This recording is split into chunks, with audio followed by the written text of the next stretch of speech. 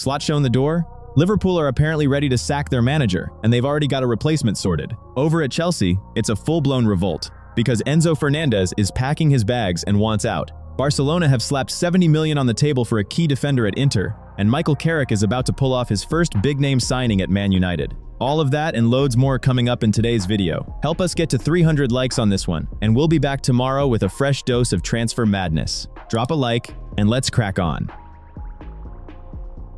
Casemiro has properly gone full scout mode. The Brazilian veteran has personally whispered into the ears of Manchester United's bosses, telling them exactly who should take his throne at Old Trafford, and that name is Bruno Guimarães. Pretty ironic, isn't it? The old guard handpicking their own successor so they can ride off into the sunset with a clear conscience. Fabrizio Romano has confirmed that things are moving. While everyone else was busy chasing rumors, Bruno's agents had already sat down with the Red Devils hierarchy for some serious talks. And these weren't just casual chats over a coffee. According to Brazilian insiders at UOL Sport, the contact has been proper and sustained, with discussions now at an advanced stage. The fee? Somewhere around £69 million, which in today's bonkers market is practically a bargain for a leader of this caliber. So why would Newcastle even let anyone near their crown jewel? It all comes down to a clever gentleman's agreement. The deal is simple. If the Magpies miss out on Champions League football, Bruno gets a free pass to leave. And you can't really argue with it. If you want to keep top players, you've got to match their ambitions, not just wave a flag on Tyneside and hope for the best. Newcastle, meanwhile, are doing their absolute best to pretend nothing is happening. The club's official line is that they're not talking to anyone, but behind the scenes, they're putting together a monster contract, over £200,000 a week. Numbers like that have never been seen in Newcastle's history. The board seem to be running an experiment. Will loyalty to the black and white stripes outweigh the magic of the Theatre of Dreams? The funny thing is, United aren't putting all their eggs in the Bruno basket. Their shopping list is packed with big names, including Sandro Tonali and even Elliot Anderson. It's like they're browsing through a premium supermarket aisle. Do you grab the proven Premier League leader, or take a punt on someone else? Guimarães himself is playing it cool. He's not sprinting for the exit with his bags packed, and he's not throwing a strop either. The lad is willing to listen to his club, and that's a classic smart player move. Why torture bridges when you can either negotiate a record-breaking wage or leave on good terms with a massive upgrade on your CV? So this ends one of two ways. Either Manchester gets a new midfield hero, or Newcastle create the richest player in their entire history. Either way, Bruno comes out on top. The massive hurdle now is whether United can jump on this train before Newcastle bury him in cash and slam the door shut. What would you pick though? Loyalty to the project or a fat paycheck with Champions League football somewhere else? Let me know in the comments. Liverpool's boardroom is back at it again, running their favorite long-term squad planning simulation. According to Football Insider, if Arne doesn't sort things out sharpish, the Anfield bosses are ready to show the Dutchman the door early, and they're already actively scouting for a replacement. The rumors about Slot getting the sack are doing the rounds everywhere, and honestly, you can see why. The results have been all over the place. That title they won last season? It's looking more and more like a peak rather than a launch pad for some new dynasty. Fans are grumbling. The football's falling apart. So why drag it out when the whole project is completely bogged down? One name keeps popping up in the corridors of power, and it's Sebastian Hoeneß. He's a 43-year-old German tactical obsessive who's currently running the show at Stuttgart. And this potential move would be so incredibly on-brand for the current Liverpool setup. The owners love diving deep into advanced stats, and Hoeneß metrics look like something a data nerd would pin to their bedroom wall. Mind you, if any data nerds ever looked at my stats, they'd have a proper meltdown. It's right there in black and white, thousands of people watching this on their big fancy smart TVs, nodding away. But the likes per capita index is basically flatlining. Lads, I get it. Reaching for the remote is basically a full cardio session. But let's get my numbers up to Stuttgart standards, yeah? Because right now, you lot are like a silent board of directors, watching every move but never giving that little thumbs up. Right, so back to Hoeneß. In just under 3 years, he's molded Stuttgart into one of the most tactically intense, and I mean that as a compliment, and well-drilled outfits in the Bundesliga. He's done all of that without splashing massive cash, regularly giving much richer clubs a proper bloody nose. His approach is built on rock-solid positional play, coordinated pressing, and smart possession. No chaos whatsoever, just pure system. Plus, the man absolutely loves working with young talent, which makes sense given all those years he spent coaching reserve teams. For Liverpool's bean-counting boardroom, A manager who consistently punches well above his weight on a tight budget is basically the perfect target. That naturally brings us to Xabi Alonso, doesn't it? The Spaniard is still the dream appointment for most Liverpool fans. And sure, his arrival would be a proper Hollywood storyline, but Jonas isn't some booby prize. He's a seriously well-equipped Plan B. His attacking flexibility is right up there with Alonso's, and when it comes to developing players, he could give plenty of elite managers a real run for their money. The next few weeks are going to be about sheer survival for Arne Slot. Can he drag this squad into the Champions League spots and quieten down the frustrated terraces? Truth be told, I reckon the Dutchman's time is running out. When the board starts quietly shopping around, it means trust has completely collapsed. You can't stay in the Premier League elite on vibes alone. Liverpool need a fresh tactical spark. And if I were calling the shots at Anfield, I'd already have people on a flight to Stuttgart with a long-term deal in hand.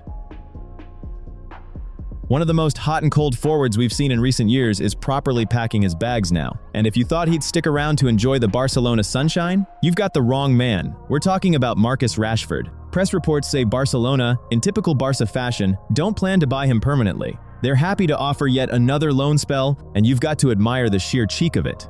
But the bosses at Old Trafford are having absolutely none of that Catalan bargain hunting. They want proper money on the table, or they want their player back at the training ground. Then, right out of the blue, Mikel Arteta enters the chat. Yeah, you read that right. Arsenal are ready to swoop for Rashford. It all comes down to the price though, as it always does. The buyout clause Barcelona had was set at a fairly modest 30 million euros, but you'd expect United to bump that up a notch for a direct Premier League competitor. Don't go thinking this means crazy money though. We're not looking at anything like 50 or 70 million. The Gunners would pay somewhere around 30, maybe stretch to 40 million tops, and for a player with an English passport in today's mad market, that's an absolute snip. Strengthening a rival is always a bitter pill to swallow, but we need to look at the bigger picture. Does the current version of Rashford seriously break United's project or wreck their future plans? He's already not the kind of player you build a title charge around. The chances of him heading abroad were always paper thin, and swapping one Premier League club for another was always the likeliest move on the cards. And I'm saying this completely straight, no jokes here.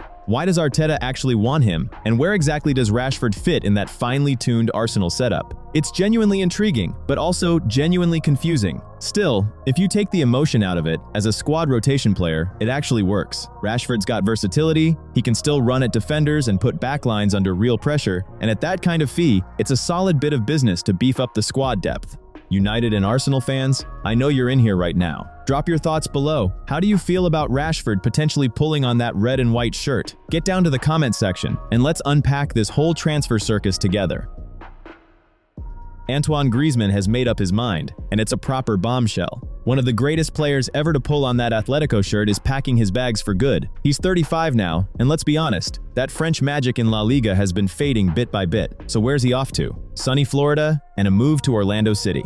Griezmann's never made a secret of the fact that he's absolutely mad about America. While most players dream of Ballon d'Or glory, Antoine's been dreaming of courtside seats at NBA games and the whole American vibe. And now, Marca confirms it. He's given the thumbs up, and he's practically already on the plane. But the really juicy part of this story is what Atletico are doing. The man's got a contract running until 2027, and yet the club are ready to let him walk for absolutely nothing. On paper, they're calling it a thank you for years of service. In reality though, it's a clever way to ditch a hefty wage bill before the player becomes deadwood. For Diego Simeone, this one hurts badly. Griezmann was his go-to soldier, the kind of player who'd graft his socks off in defense and then produce something brilliant going forward. Now Matteo Alemany, the sporting director, has to somehow reinvent the wheel and find a replacement, and good luck finding another player with that kind of all-round game. Orlando are putting a 2-year contract on the table, with an option to extend. Looks like the Frenchman decided that cruising around in MLS is a fair bit nicer than having Cholo screaming at you through brutal training sessions. And honestly, fair enough. The focus now shifts to whether he'll become the next Messi-level attraction in Florida, or just another well-paid tourist coasting through the final chapters. But we shouldn't kid ourselves here. At his age, you don't cross the Atlantic for trophies. You go for the lifestyle, and Antoine has absolutely earned that right. The real headache sits with Atletico now. Who's going to carry the load that Griezmann used to shoulder? Simeone could be in for a very rough summer window, and it's hard to see an easy fix. Chelsea had only just started treating Enzo Fernandez as part of the furniture, and now the bloke already has one foot out the door. Real Madrid have made their move, and according to Spanish outlet Fichajes, this isn't idle gossip. We're talking proper, serious groundwork for a summer deal. In footballing terms, this move makes almost too much sense. Real Madrid need a quality injection in central midfield. Enzo brings everything they love: the engine, the technique, and the footballing brain to match. He's right in those prime years where you either cash in at peak value or build your whole team around him. And Chelsea, by the looks of it, are waking up to the fact that option 2 might not be on the table anymore. The reality on the pitch is that Enzo doesn't look comfortable in London. Chelsea throw millions around, but they're not seriously challenging for the Premier League or the Champions League. And for a player who's already won everything there is to win with Argentina, there's only one mountain left to climb: trophies at club level. Real Madrid aren't just another club in that conversation, they're practically an institution. That pull is even stronger for South American players, who almost always end up choosing Spain. Chelsea paid Benfica 121 million euros for Enzo,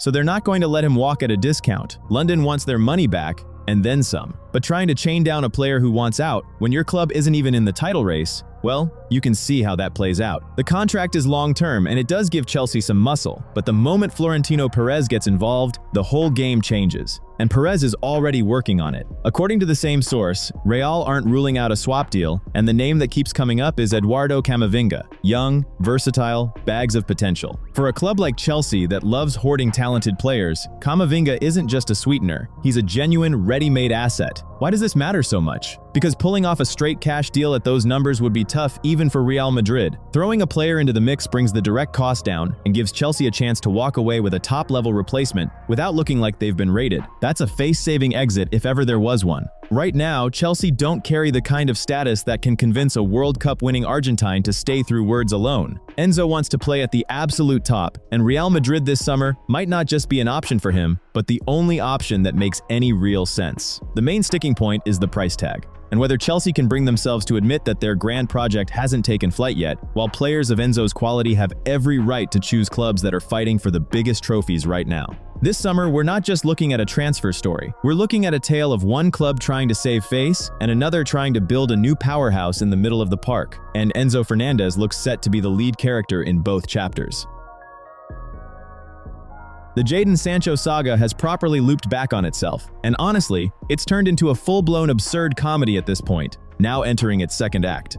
According to SportsBild, Borussia Dortmund are as close as they've ever been to snatching the winger back from Manchester United, and the folks at Old Trafford couldn't be happier about it. Fabrizio Romano summed it up nice and dry. Sancho's chapter at the club is done and dusted, and there's zero chance of any comeback. So why has it all crumbled like this? Well, there are at least two big reasons. The first one is just how badly Manchester United botched the whole thing as a sporting project. They signed him in 2021 as this megastar arrival, the transfer that was going to revolutionize their attack. But instead, the club ended up with a toxic asset they've been desperately farming out on loan for years. His recent spell at Aston Villa was a proper disaster. 7 Premier League starts, 1 goal, 1 assist. That's not the output of a playmaker running the show. That's a footballer completely lost on foreign soil. Sancho just can't cope with the English intensity, and United are now ready to chalk the whole investment up as a dead loss. Then you have Dortmund themselves, which is where things get fascinating. They still genuinely believe in the lad's magic over in Germany. The club see him as someone who can still make a real difference. And even Lars Ricken has gone from being furious to giving it his full blessing. The entire Dortmund hierarchy is now singing from the same hymn sheet, but the most intriguing angle here is Niko Kovac. He's a proper hardliner when it comes to discipline, but he's looking at Sancho's return in a completely pragmatic way. The gaffer is willing to put up with a tricky personality because of the sheer talent on offer. Dortmund gets Sancho better than anyone else does, and they know exactly where his weak spots are. Even with all that faith though, it still came down to cold hard cash, and this is where the big compromise kicked in. To get himself back into his comfort zone, Sancho has agreed to slash his wages by more than half, dropping from 15 million euros all the way down to a modest 7. The player is basically saving his own career here, choosing stability over money and trimming his demands to make it happen. So where does that leave us? For Manchester United, this is a fat full stop at the end of a miserable story about dreadful recruitment and management. For Borussia Dortmund, it's a chance to bring back a style of play that once thrived and at a sensible price. If Jadon lights it up again in Germany, that's going to sting badly for the United faithful. But this whole transfer proves something simple. In modern football, raw talent on its own is never enough. You need the right surroundings, and Sancho is apparently willing to buy that at a personal cost of 8 million euros a year. Barcelona are back on the market with massive ambitions, and barely 2 coins to rub together. The club wants a proper overhaul of their backline before next season, and right now, one name keeps buzzing around the offices at Camp Nou: Alessandro Bastoni. Bein Sports are reporting that Barca and Inter Milan have already made first contact. The sporting side in Catalonia sees the Italian as their #1 defensive target. So why does Hansi Flick want Bastoni so badly? It all comes down to how the team plays. Barca genuinely need a top-class left-footed center-back who won't lose his head when the press cranks up. Bastoni isn't your old-school destroyer who just hoofs the ball into row Z. He slots into Flick's aggressive system perfectly. Because his passing range is elite, he can slice through opposition lines from the back, and he reads the game miles ahead of his own box. Speaking of reading the game, I can see right through my analytics that loads of you are proper secret agents out here. You watch every single video, you know the transfer gossip before Laporta does, but you still won't subscribe because you don't want to leave a trail. Come on, stop lurking in the shadows. Your sub means as much to this channel as a left-footed center back means to Flick. It's absolutely vital, and without it, the whole system breaks down. Don't just sit in the stands, get yourself into the starting lineup and smash that subscribe button. Over in Italy, Bastoni locks down the left center back spot with ease, and he can shift wide if the team needs him to. But the really exciting bit is what happens when Inter win the ball back. He just glides up into midfield and creates an extra man in the middle of the park. For a side like Barca, where center backs are always expected to drive forward with the ball, his role would basically turn into a bonus midfielder. The stats back it all up. 6 assists this season from a central defender, that's genuinely world-class production. But then you slam into the ugly reality, and that's money. Inter know exactly what they've got, and they're not letting Bastoni go for anything under 70 million euros. For a club that's still juggling the books and sweating over every salary on the wage bill, that's a properly painful price. So how does Laporta plan to pull this off? The board is already cooking up some seriously creative financial gymnastics. We could see staggered payments, clever bonus structures, or even players thrown into the deal to bring the headline fee down. Barca need to chip away at that asking price however they can. And the really juicy detail? Inter aren't just sitting there nodding politely. They've already started scouting for a potential replacement. The expectation is that talks will hit a critical stage in April. Barca's thinking is dead simple. Get the deal moving before the transfer window goes absolutely mental ahead of the World Cup. Bastoni's tied to Inter until 2028, so prizing him away will be a nightmare. But inside the club, they reckon this is the perfect moment to make their move. Whether they can actually stump up the cash, or whether this ends up as just another pretty formation drawn on a whiteboard, that is going to be a brilliant watch.